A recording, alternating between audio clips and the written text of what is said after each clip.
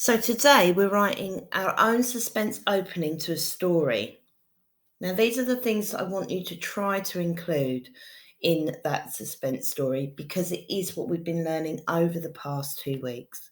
So, fronted adverbials.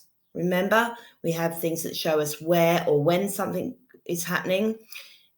At the strike of midnight, comma, the children left the building.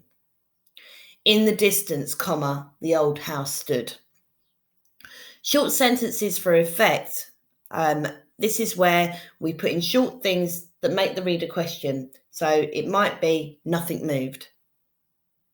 She stood still.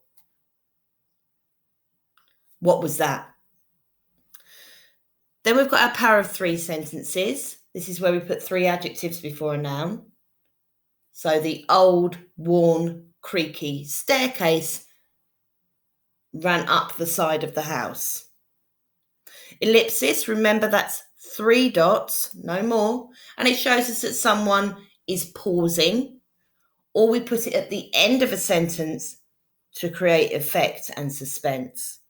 How people feel is really important in suspense stories. Remember that we use show, not tell. So her heart was racing and her hands were shaking is much better than she felt scared. So it's about building suspense through how that character is interacting with the situation. So I've had a go so that you might know what it might look like at the end. And remember, you can magpie bits from this from your own writing. That's absolutely fine. You can make parts of it your own, which is even better.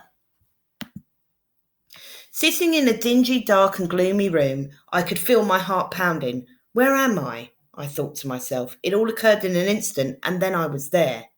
In the middle of the floor, I tried to regain my breath while slumped against a solid piece of metal furniture pinching my spine, in the hope that I could leave this room and get back to safety.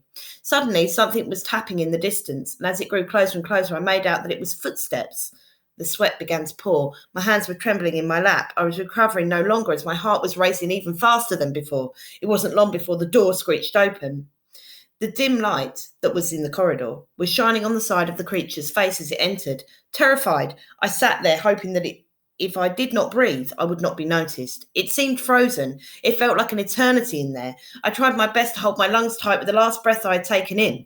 I just could not hold it much longer. It was still standing there, gazing straight ahead.